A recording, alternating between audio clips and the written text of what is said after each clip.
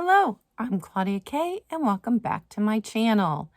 Today I thought I would take you on the final walkthrough of the apartment that I just moved out of, show you the things that I improved and um, changed and put into the apartment. And I'm out of there. I'm done. It's over. And now I've got to unpack here at my parents'. But shipping is all caught up. So packing and invoicing is done. If you thought you purchased something in the last 2 weeks and you don't have an invoice, get a hold of me. But for everyone that I've got recorded, I have finished packing and invoicing. Thank you guys for being patient with me as I went through this move. It has taken too long to move, and I am just glad that it is over. So here's the final walkthrough. In 2020, when the world fell apart, we had to make the difficult decision to move out of our home and into this apartment. I had lived here twice before, many, many years ago.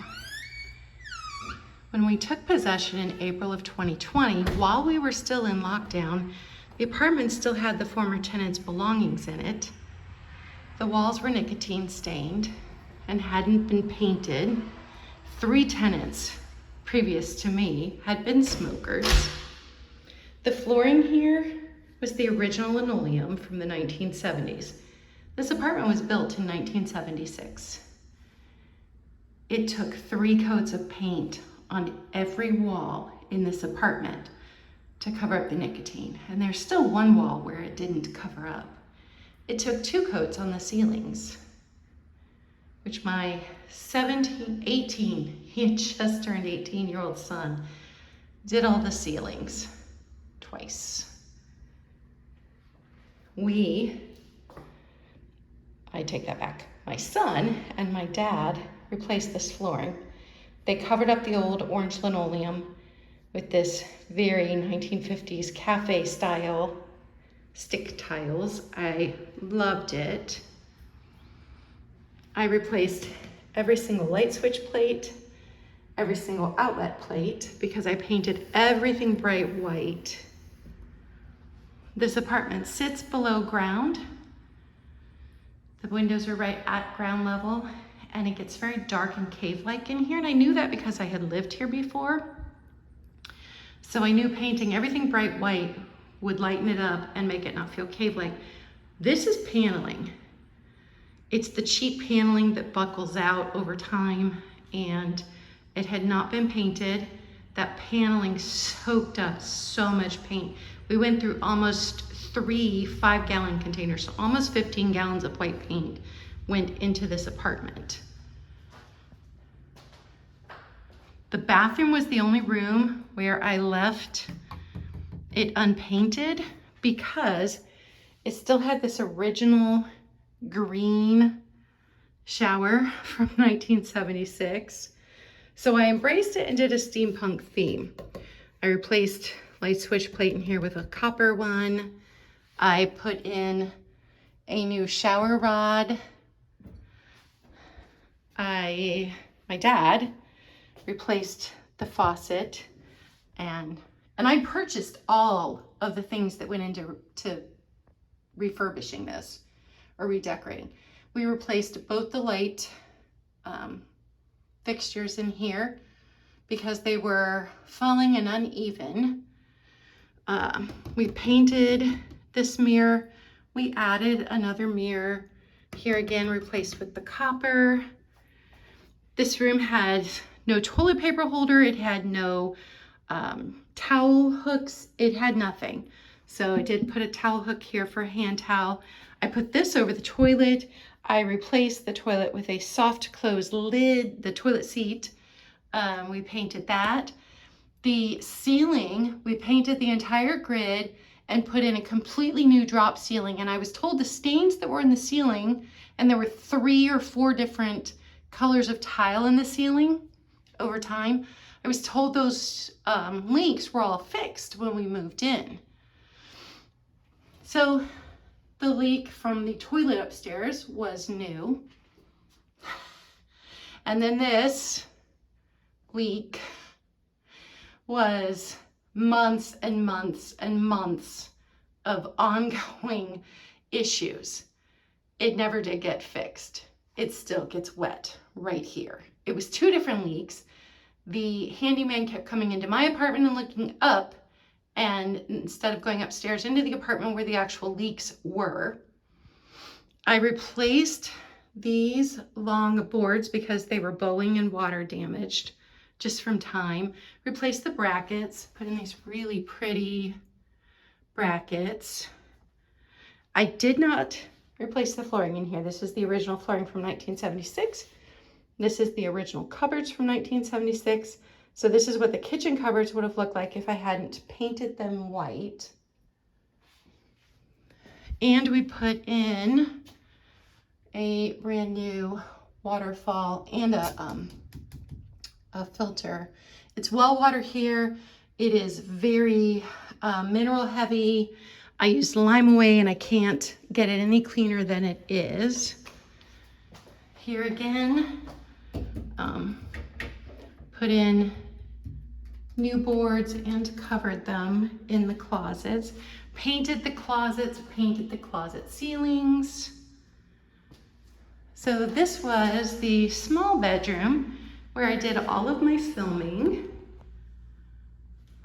Put in new blinds in both bedrooms, all new fixture, or all new plates. Here again, new shelf, recovered it with contact paper. Everything got painted.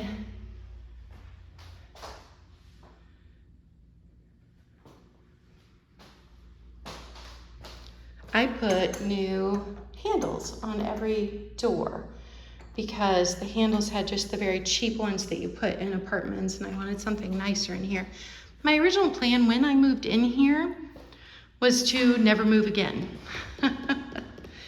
And I didn't have any idea how many issues I would actually run into with the apartment, and I didn't realize that they would make my health problems worse.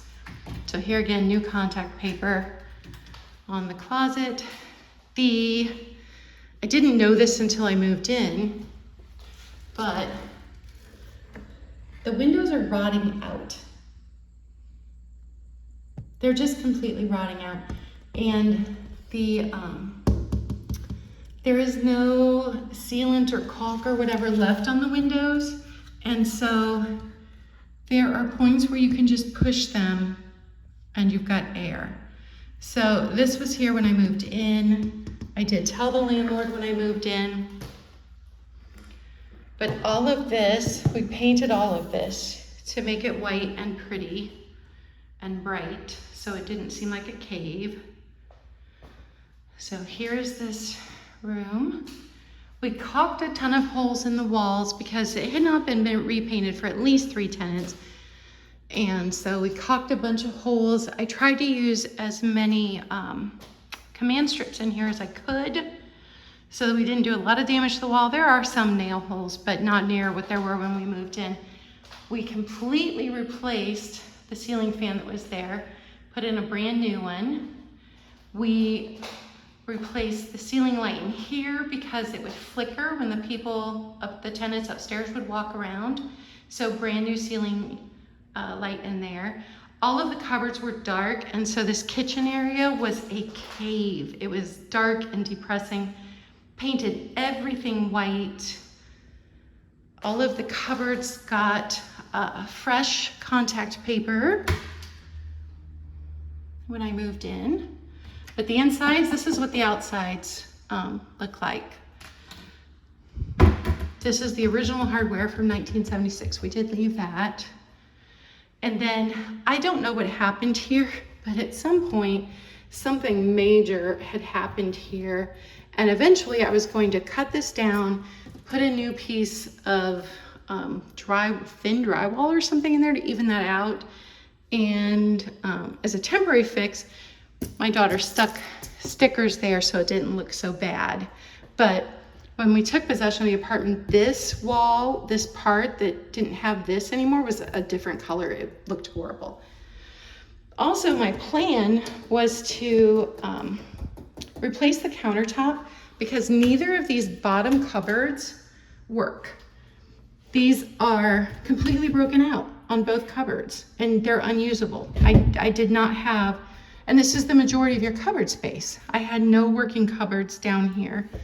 And when I moved in, this piece was missing.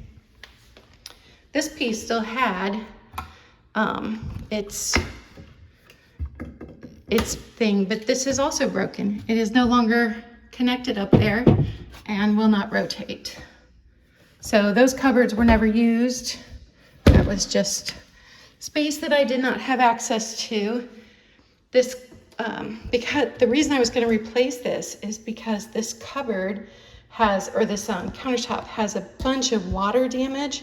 It bows up, and if you look up underneath, you can see the water damage underneath. And so and somebody at some point in time took a knife and put holes in here. I was going to replace this. That was when I was thinking that I was going to stay here and I was going to put a new faucet in too. Faucet works fine, but that's just the cheapest apartment faucet you can buy. I was going to put a nice one in there. The refrigerator broke, and so I had contacted the landlord because it came with a refrigerator and it came with a stove. And I had said, I'm willing to buy my own if you will haul away the one that is here. And he said, no problem, just let me know the day. So I love this floor that we did.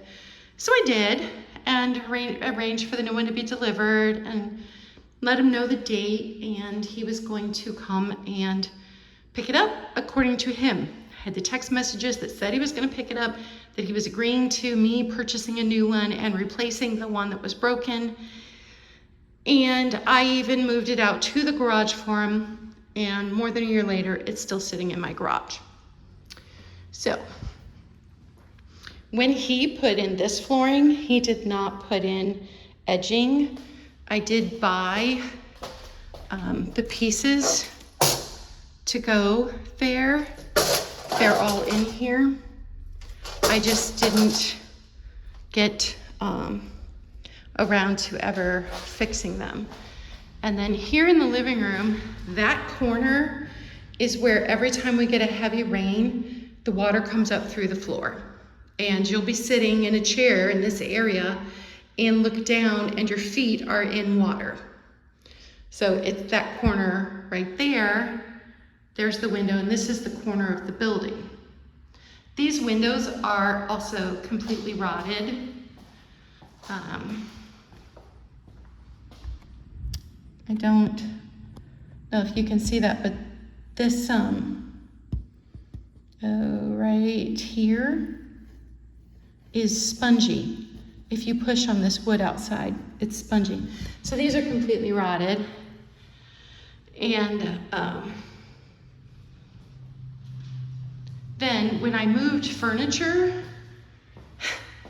from this side, I realized water had also been coming in here because this is new. You can feel the bubbles under the paint, and this had not been, we repainted this, so this damage wasn't here before. So yeah, that wall's spongy too. So apparently it is also leaking in from outside there. So this is the apartment.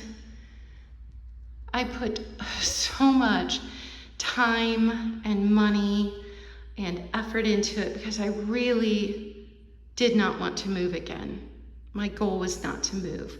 This apartment had access straight out through the garage to the parking lot, so I didn't have to do any stairs, which was good for my fibromyalgia and my knee with the torn meniscus and the arthritis.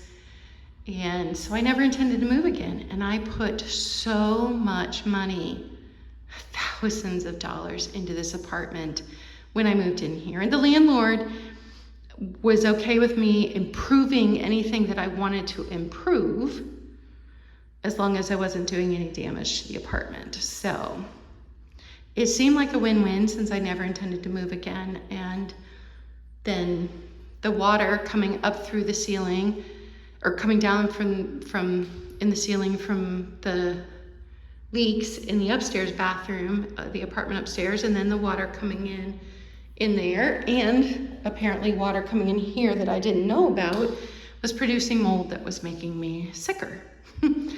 So I have been forced to move. The apartment is empty. The apartment is clean. I am exhausted. My parents are exhausted because they're the ones that helped me do the majority of this work. And I am going to lock it up for the last time, and I'm going to leave. A lot happened since 2020. There's my sister that passed away. There's me, my brother, my sister Joy, and my sister Christy. And we are going home to my parents again. Thanks for following me along this journey, guys. That was the final walkthrough. So much has happened in the last 2 years. We gave up our house and moved in there in 2020. My 2 children that were still at home both moved out on their own in 2020, and I became an empty nester. I officially closed my business, my massage business location, in 2020. And I was still trying to work from home in 2021. And then it was a struggle. It was not going well. I was kind of just limping along because we had moved from a different city. People didn't follow me over. There were still a bunch of people who were afraid to come out, even though we weren't in lockdown anymore, you know. So then in 2021, my sister died.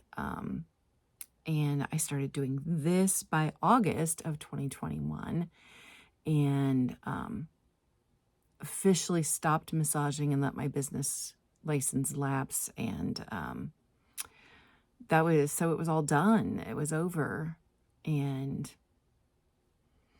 big changes, lots and lots of changes. And then this year, you know, I've had to give up the apartment and move in with my parents. So the goal, if you guys have been following me, then you know the goal is to try to regain some of my health and get back on my feet financially. So that is the journey up until now. And now I'm going to unpack and settle in and work on me. So thank you for following along. Thank you for your patience the last month as I've gone through this. And I appreciate each and every one of you. Remember, be kind. Doesn't cost you anything, and it may mean everything to someone else. See you later.